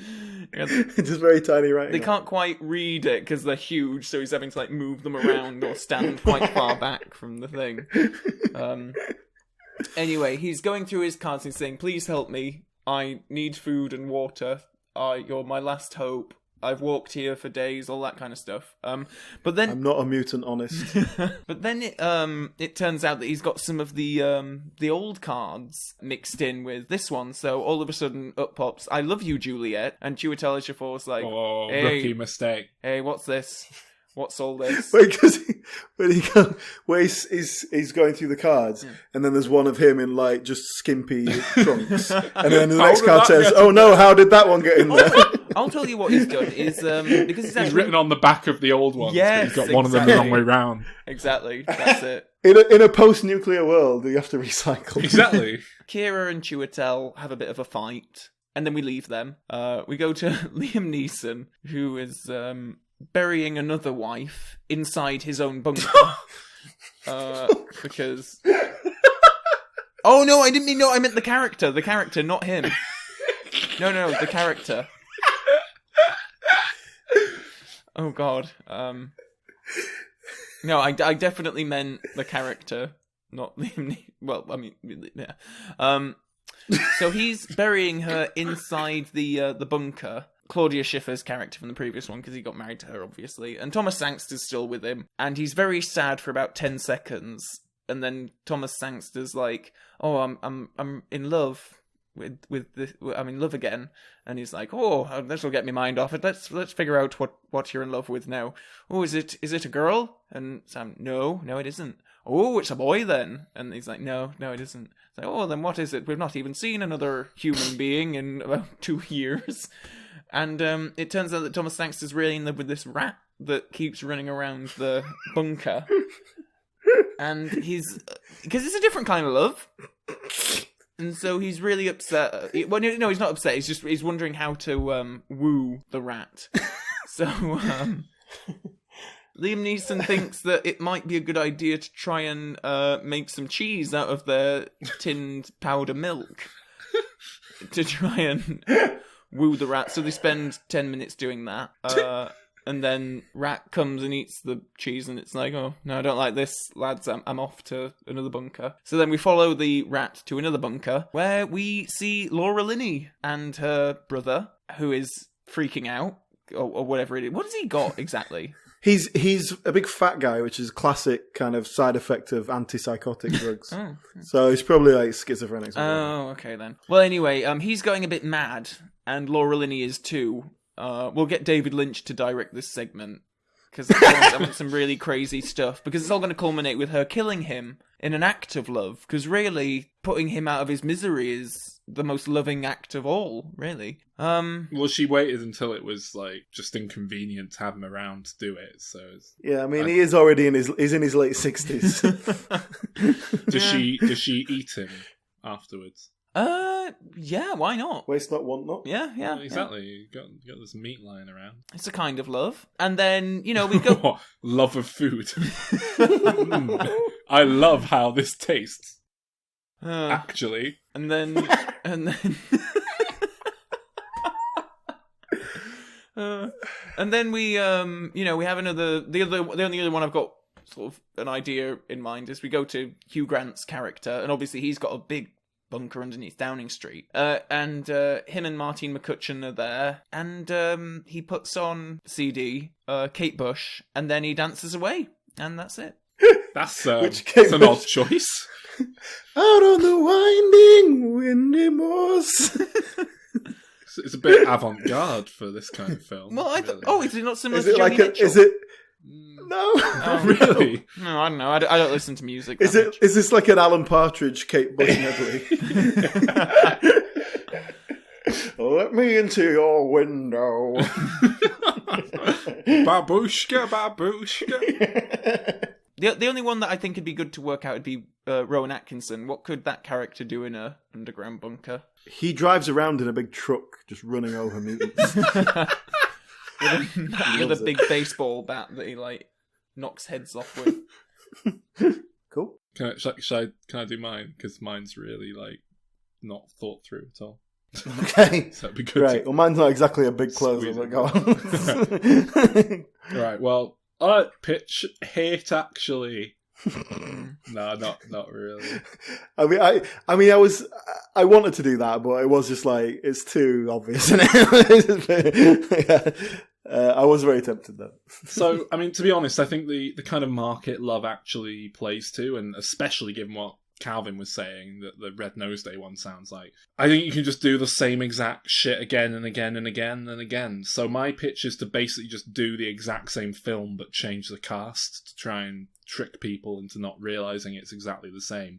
So my pitch is basically just a load of alternative casting choices. Oh. And I'll give you a few. You guys. So you're updating it. This is sort of 14 years later. Who's the appropriate cast? But I struggle to find people who are the right amount younger. So I'm going to get you and Alan. You two, you can vote for who we'll have in the film. Okay. Great. All right. So instead of Bill Nighy, we've got the character of Billy, the aging rocker. I was thinking Anthony Head would be good because he's got some nice pipes on him. He's a British treasure. That's my favourite choice. But I see where you're going with that. I think you've got possibly the same problem you have with Bill Nighy, that he's a bit too kind of upper clean class cut. and clean cut. Yeah. But he played Frankenwerter. Can I throw an option in? Yeah. It's a bit of a wild card. John Culshaw. Oh, yeah. Because he loves doing that Ozzy Osbourne. You can just sort of tweak it so that it's kind of a bit more original. Yeah. I was also thinking maybe Peter Capaldi could pull it off, or I was thinking Michael Caine because he's got to be an older guy now anyway. You can't make him younger because he's got to be someone who was doing it. Michael Caine is even older than the Rolling Stones. No, I know, but that's the joke. They're so old now that it's you've got to go really old. And you know when Michael Caine was in Kingsman and he got angry and he went, "You fucking little cunt!" If he did that kind of... Brilliant. If you work it the other way, so that we're updating it, but it's about the same age. So you want someone who was probably big in the 80s. Okay. Or early 80s. So you want Simon Le Bon or someone like that. Oh no, Rick Astley. Ooh, now you're talking. Rick Astley. As himself. But as a, just as a hardcore, drunk. As himself. Instead of Colin Firth, my suggestions are Tom Hiddleston and James McAvoy. Just very safe British, Alan? I'd go with Jason Statham. All right, Liam Neeson's role as Daniel. Right. I think we could upgrade massively here. So if you wanted to keep him as having an accent, Dylan Moran, but if not, it could be Peter Capaldi again, or I guess he's got a Scottish accent, or Michael Fassbender. Or now Steve that's Coogan. the upgrade. Yeah. Michael Fassbender. Now you're talking. Yeah, I like that Peter Capaldi is an upgrade over Liam Neeson for you. He is in my eyes. I'd go with Ardal O'Hanlon. Oh, God. About time he proved himself. What's he doing these days? I don't know. All right. Emma Thompson. I've got 3 suggestions for you here. I'd go with Emma Thompson. Like, what are you going to do? Yeah. We can't. We've got to have someone new in. Toni Collette. Kate Winslet. Yes. Kate she's one of Winslet my is a young suggestions. Emma Thompson. Come on. There you go. That's my suggestion. That's my main suggestion. There's also Helena Bonham Carter. I mean, she's probably about the same age, so it wouldn't really work. Or Tamsin Gregg. She's the TV cheap. Yeah, Emma yeah. Thompson. If we need to go cheap on the budget, you go. I like Tamsin Gregg. I like her a lot. Yeah, she's but for this film, I'll go with Kate Winslet. Yeah. right now, Chris Marshall. I've only got one suggestion here because I think I've nailed it. Stephen You Merchant. get Jay from it's Jay from The Inbetweeners. Ah, yes. Is that the lanky one? No, the one who's always going on about clunge. Oh yeah. That's the Oh one. yeah. That makes sense. Yeah. Perfect. Yeah. That's the only character he can play. So it just Exactly. Now, instead of Hiker McCatch or whatever her name is, yeah. I don't know, a Bond girl or something. Calvin, can you help me out with this? What, a recent one? Because they're all sort of continental. Aren't they all a bit foreign? Yeah. Yeah, and it was just one that. Leia Seydoux? All right, sorted. Whoever that is. Right, Alan, you'll be good with this. I couldn't really think of anyone to replace Martin Freeman. I've put maybe Simon Pegg, but I mean he's not. He's the same age roughly. We need someone a bit younger, really. Simon Pegg looks a bit too scuzzy. Martin Freeman looks nice, well kept. Yeah, it's probably going to be a TV person, isn't it? Yeah. Ooh, I know who's very popular in British TV. The Russell Tovey. Oh. Spot on. Yeah, Brilliant. very good. Cheers. And then we need someone to play opposite him in Joanna Page's role, but I can't really. I don't know anyone on TV. Well, I don't know. It depends who she's opposite. Is she opposite Simon Pegg? Or do we had someone better? Russell Tovey. Oh, you could just get that one out of that The sitcom show Russell that he Tovey does did. with Russell Tovey, yeah. And then, how'd you say his name? Chiwetel Ejiofor. Just get him in again, because he was only in like 2 seconds of the first film, so no one would even realise it's the same guy. Give him a chance to actually be in the film this time. I mean, Keira Knightley could probably play the same character. Probably she's more supposed to believable be. now. Yeah, exactly. Yeah. So I don't think she was supposed to be 18 in the film. Well, that's it. I struggled with Keira Knightley as well. My best suggestion's Natalie Portman or Sophia Coppola. But or Daisy Ridley. Oh, yeah. Yeah, I guess so. There you go. Andrew Garfield in his Andrew Lincoln's role opposite. Okay, I can see that. And then we need to replace Hugh Grant. So Big the shoes. king of rom-coms is gone, so we can't really go down that. Who's the new king of Avenue. rom-coms? Is there one? Well, I don't know if there is one. I think it's just Hugh Grant. What about Timothy Spall's son? Rafe Spall. Rafe? Is he in rom-coms? Well, he Rafe was Spall? in I'll Give It a Year. Don't know what that is. In mind though. My best suggestion there is David Mitchell. Just go in a different direction. Yeah, he's definitely got that kind of sexy je ne sais quoi that Hugh Grant has. Well, exactly. I think he encompasses Britain. If you want someone who kind of sums up the country, David Mitchell. No? And then, of course, we need someone to play opposite him. So, I mean, the obvious choice, I think, is Kerry Godliman. I don't know if you know her. She's a comedian. She was in that dreadful Ricky Gervais Derek show as a working, what they call a carer. But I was thinking, Alan, and you'll enjoy this, I was thinking again, like David Mitchell, we throw a spanner in the works and we get this role to be played by Nina Conti, who, if you're familiar as that comedian who does that awful routine that's just her and Cheeky Monkey. She brings out a stuffed monkey puppet and talks to it. And she should do that. She doesn't do the Cheeky Monkey. That's a John Thompson character. She actually does a legitimate ventriloquist monkey No, act. she doesn't. It's the same act. Yeah. It's slightly She brings out a monkey on stage. It goes, "Hello, I'm Nina, and this is my monkey." Oh, what are you saying, you cheeky monkey? You cheeky monkey. He's made me forget the joke, ladies and gentlemen.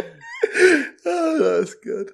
I think Nina Conti's probably older than Martine McCutcheon. If we're trying to No, but she's opposite David Mitchell, and she's doing it with the monkey. So everyone's going to be looking at the monkey. They're not even going to be looking at her.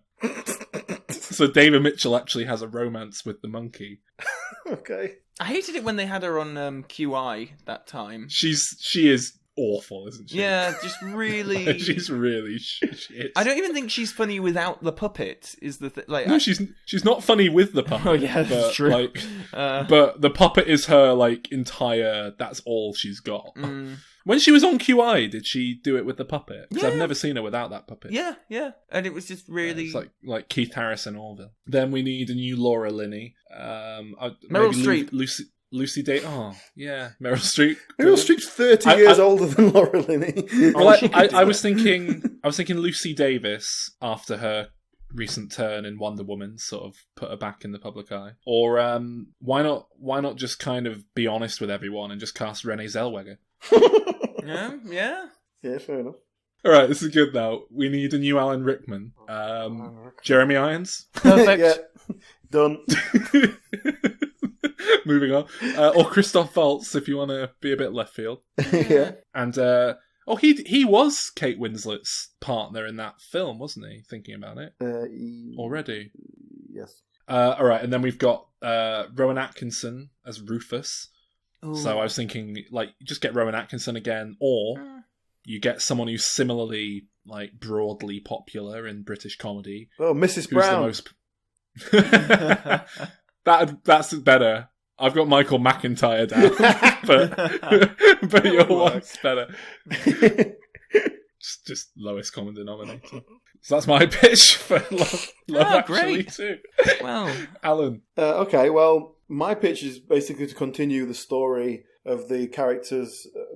I have no idea what any of the characters' names are, but the characters played by Alan Rickman and Emma Thompson. Because it was, as we've discussed, it's the story that I found most interesting, that I engaged with the most, and best actors. So I wanted to do it. Alan Rickman's dead. Well, this is the direct sequel, so it would have been made sort of shortly after. But we can just put Jeremy Irons and put Alan Rickman's face over it digitally. Right.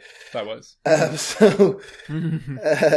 But what I'm going to use, what I've used as a basis for this story, is the story of John Bishop. Now, do you know John Bishop is he's a stand-up comedian? Oh, Liverpudlian. Yeah, Liverpudlian, big teeth. John Bishop, for the listening audience, is a stand-up comedian in Britain. It seems pretty successful as far as I know. I heard an... What? What's funny about it? Dismissive without needing to be. I didn't mean it's dismissive. I just mean I'm not particularly au fait with what he's done recently. But he became big about 5 years ago, and that's the last I heard. He got into stand-up later in life, and I was listening to a radio interview with him, and he told this story, and I don't know why I was listening to it, but he was married with kids, had been married a long time, and he was like an insurance guy or something. He had like quite a very stable career, but quite traditionally kind of boring thing. I don't think he was particularly happy, and sort of him and his wife were unhappy together, and they eventually split up. And so he went off to live on his own for a while. I'm basing my story on what happened to him. So this is what happens here. Alan Rickman leaves the family home. Right. He goes and lives in a bachelor pad. And this could be quite like... So what was the name of that sitcom that was like a rip-off of Married with Children, but it had Bobcat Goldthwait in it as a talking rabbit? Oh, fuck. What was that called? Like Love and Marriage or something? Oh, God. Yeah, Love and Marriage. That was because it was Love and Marriage. Was that what it was called? Well, that was the theme song, yeah. But that was, if anyone's familiar with the very sort of famous sitcom Married with Children, it was like that, except they were divorced with children. That was like the gag. Is it called Married with Children? Yes. The sitcom you were asking about with the rabbit was called Unhappily Ever After. That's the one I'm thinking of. Yeah, that's the one I'm thinking of. What's Love and Marriage then? The theme tune. Oh, that was just the theme tune. Oh, what wasn't the name of it? I think that's the theme tune to Married with Children, actually. Oh, maybe it is. Yeah, makes sense. Which is a well-known song in its own right, but... Yeah. Oh, no, it was Hit the Road Jack was the theme Oh, tune. yes, it was. Yes. If you wanna look up YouTube the opening titles to Unhappily Ever After, because it's if like me and Alan and I, you are like into just awful shitcoms that came and went and got forgotten, It's a real doozy. It's about a schizophrenic dad whose family leaves him, and he starts like hearing his daughter's pet rabbit talking. Well, it's to not a him, pet and rabbit. voiced by It's a big stuffed toy rabbit. It's a stuffed toy, and the kid like leaves it with him to like look after him or something. And so this stuffed toy rabbit is just sort of hanging around in his new bachelor pad and comes to life and starts talking to him with the voice of Bobcat Goldthwait.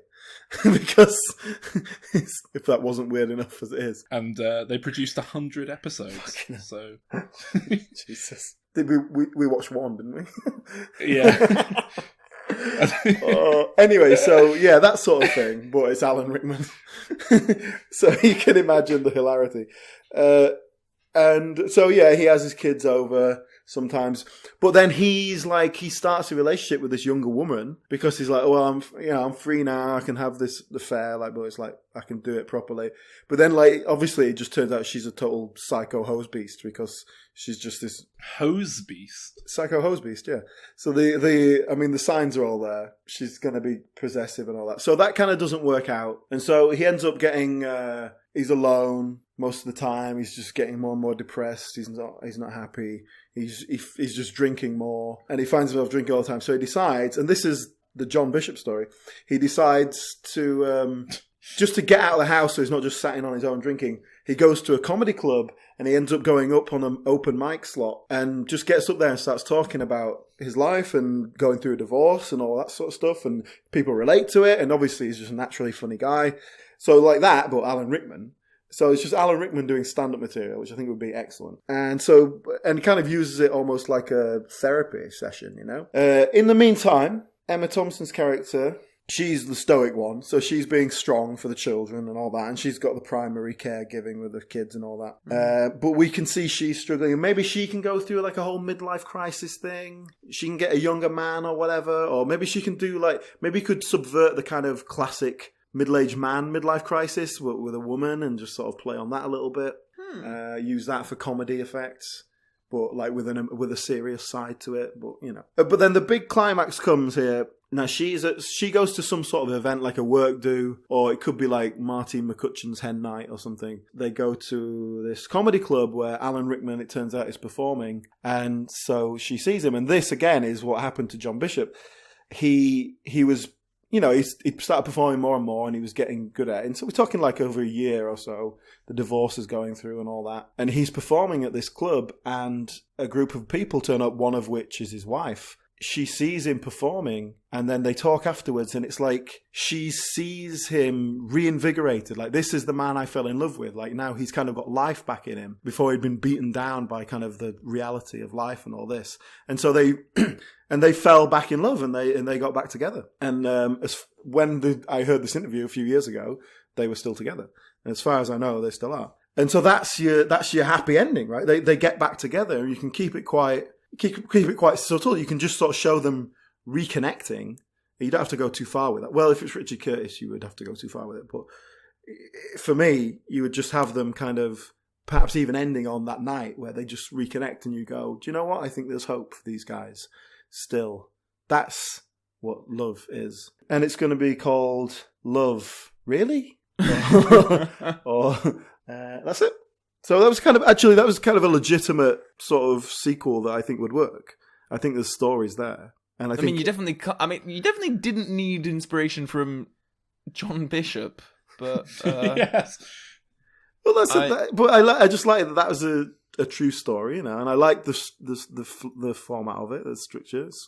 I mean, it doesn't have to be like he goes into stand-up comedy, but like that, I like the fact that they sort of split up and then they kind of have to find themselves again, but then they can still reconnect because there's still love there. But they've just been sort of so stuck in a rut that sometimes you have to break out and get out of it to come back. And that's what love is. Actually. There we go. What's Christmas actually? It's a holiday. Yep. What did you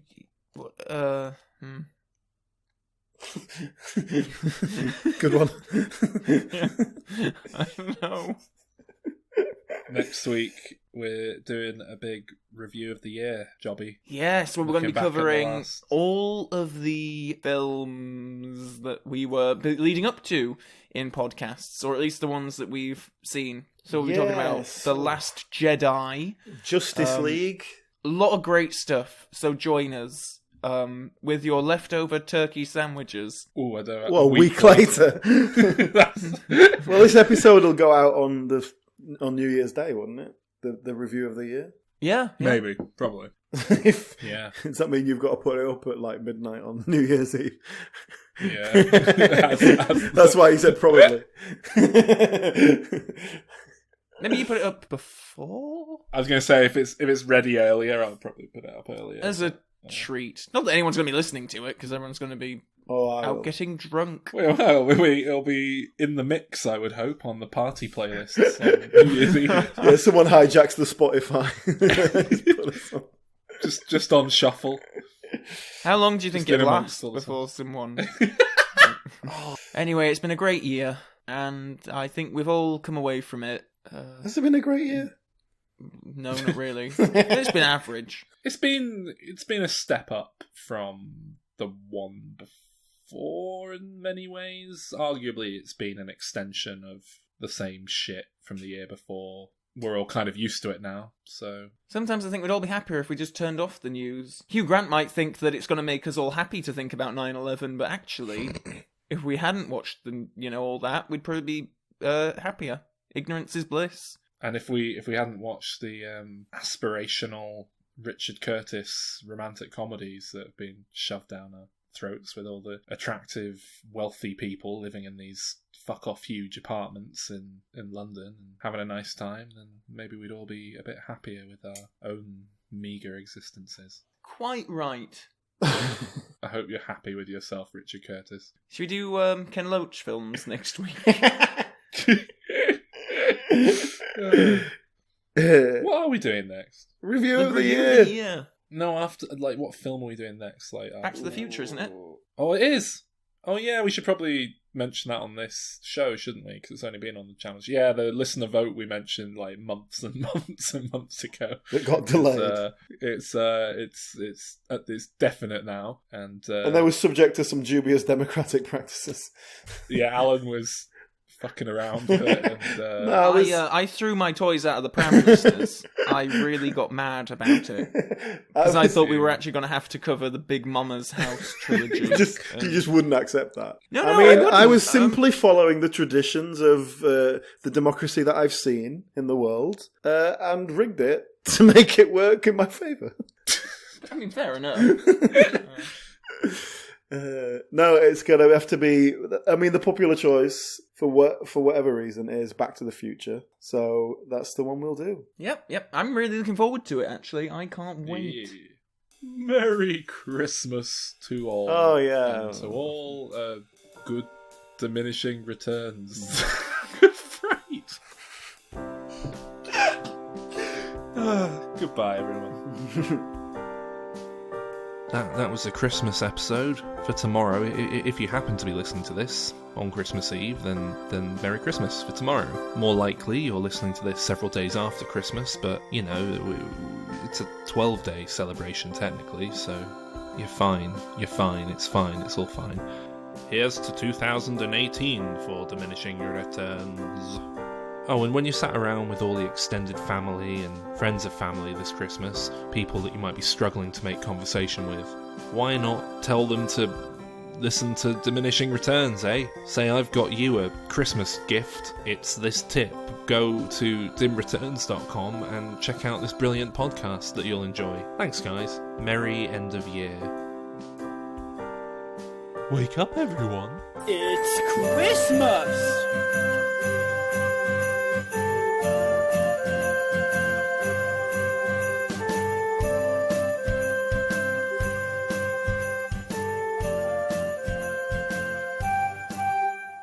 Christmas is the greatest time